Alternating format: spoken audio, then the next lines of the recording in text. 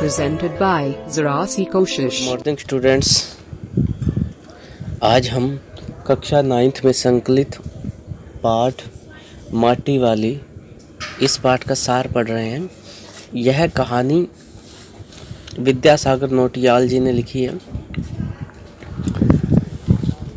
तो विस्थापन की समस्या पर आधारित ये कहानी है कि किसी को अपना मकान घर बार छोड़कर किसी दूसरी जगह पर स्थापित होना पड़ता है।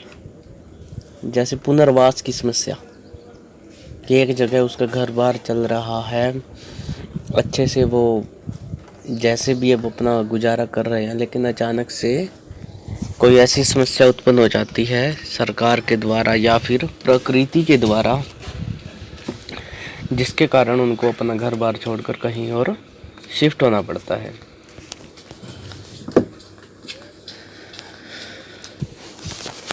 तो हम शुरू करते हैं यह पाठ।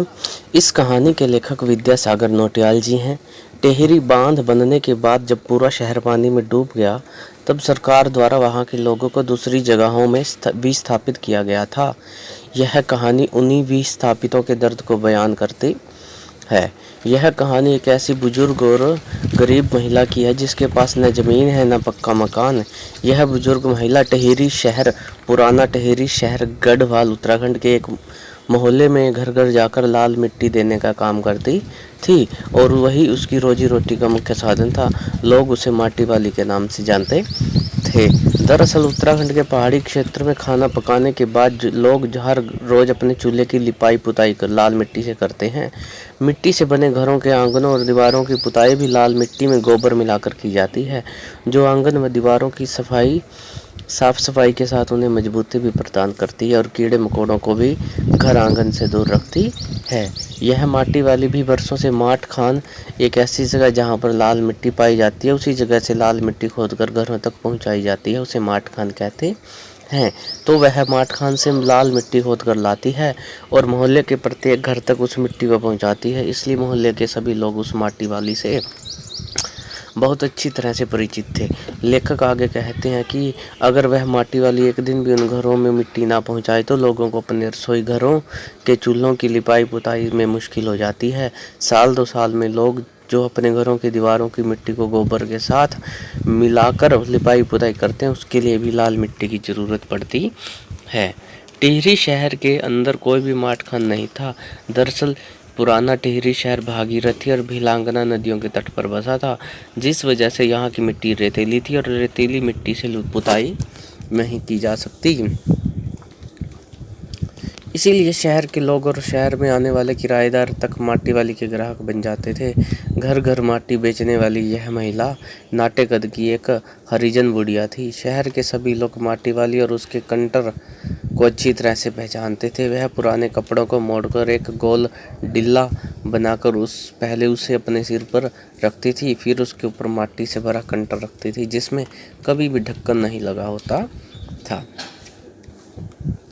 दरअसल माटी वाली कंटर में मिट्टी भरने से पहले ही उसका ढक्कन निकाल देती थी ताकि उसे मिट्टी निकालने व भरने में आसानी हो। हर रोज की तरह एक दिन माटी वाली लाल मिट्टी लेकर आई और उसने मोहल्ले के आखिरी घर की खोली में पहुंचकर अपने दोनों हाथों की मदद से सिर पर रखा हुआ लाल मिट्टी का कंटर जमीन में उतारा। तभी सामने के घर से 9-10 साल की एक बच्ची, छोटी सी बच्ची कामिनी दौड़ती हुई उसके पास आई और माटी वाली से बोली कि माँ ने उसको बुलाया है। उसकी बात सुनकर माटी वाली ने उससे कहा कि वह थोड़ी देर में आएगी।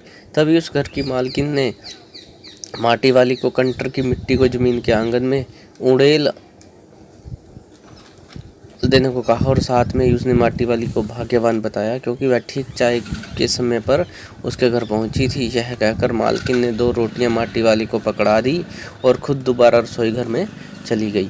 माटी वाली ने मालकिन को जैसे ही अंदर जाते देखा तो उसने फटाफट अपने सिर में रखे कपड़े के डिल्ले को नीचे उतारा और उसके अंदर से एक पुरानी चादर निकालकर उसके एक कोने में एक रोटी बांध दी और मालकिन को अपने आसपास आता देख रोटी खाने का नाटक करने लगी। घर की मालकिन पीतल के गिलास में उसके लिए चाय लेकर आई और उसे देते हुए बोली, सब्जी नहीं है इसलिए चाय के साथ ही रोटी खा ले। माटी वाली पीतल के गिलास को देखकर मालकिन से कहती कि उसने अभी तक पीतल के गिलास संभाल रखे हैं, जबकि आजकल तो पूरे बाजार में या किसी भी घर में पीतल के गिलास दिखाई नहीं देते हैं। वह व्यापारियों को कोसते हुए कहते हैं, ये व्यापारी लोग हमारे घरों में बहुत ही सस्ती कीमत में तांबे, कांसे और पीतल के बर्तन खरीद ले जाते हैं, जबकि बाजार में इनकी बहुत ऊंची कीमत है। अब सभी लोगों के घरों में स्टील, कांच व चीनी मिट्टी के बर्तन दिखाई देते हैं। तभी मालकिन माटी वाले से कहती है कि अपनी चीज़ से वाकई में बहुत मोह होता है। वह तो यह सोचकर पागल हो जाती है कि वह इस उम्र में इस शहर को छोड़कर कहाँ जाएंगे। माटी वाली मालकिन को जवाब देते हुए कहती है कि ठकुराइन जी, जो ज़मीन जायदाद के मालिक हैं वो तो कहीं नहीं चले ही जाएंगे, लेकिन मेरा क्या होगा, मेरी तरफ तो देखने वाला कोई नहीं है।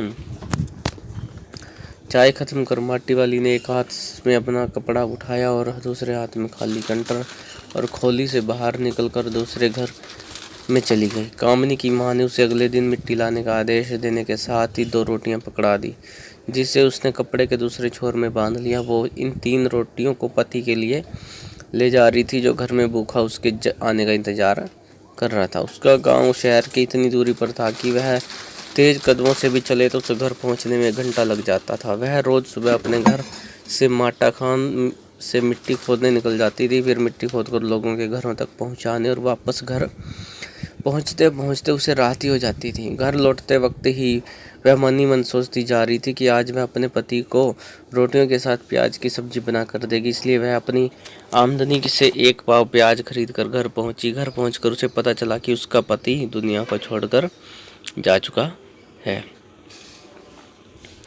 लेखक आगे कहते हैं कि टिहरी बांध पुनर्वास के अधिकारियों ने उससे उसके घर का पता पूछा और साथ में ही उसे तहसील से अपने घर का प्रमाण पत्र लाने को कहा। तब माटी वाली ने अधिकारी को उसके पास ना तो घर है ना ज़मीन, उसकी तो पूरी ज़िंदगी लोगों के घरों में मिट्टी देते हुए गुजर गई। वह अधिकारी से पूछ रही थी कि बांध बनने के बाद वह क्या खाएगी, क्या करेगी और कहाँ रहेगी।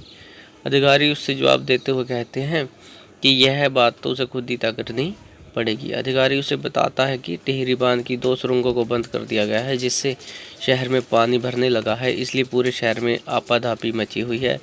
लोग अपने घरों को छोड़कर दूसरी सुरक्षित जगहों पर जा रहे हैं। शहर के सारे शमशान घाट डूब चुके हैं। माटी वाली अपनी झोपड़ी के बाहर अकेले बैठकर गांव में आने जाने वाले हर व्यक्ति से एक ही बात कही जा रही थी कि गरीब आदमी का शमशान नहीं उजड़ना चाहिए। माटी वाली अपनी झोपड़ी, अपने पति व अपने माट खान को खो चुकी थी। अब उसे यह चिंता खाई जा रही थी कि वह अपना आगे का जीवन कैसे यापन करेगी।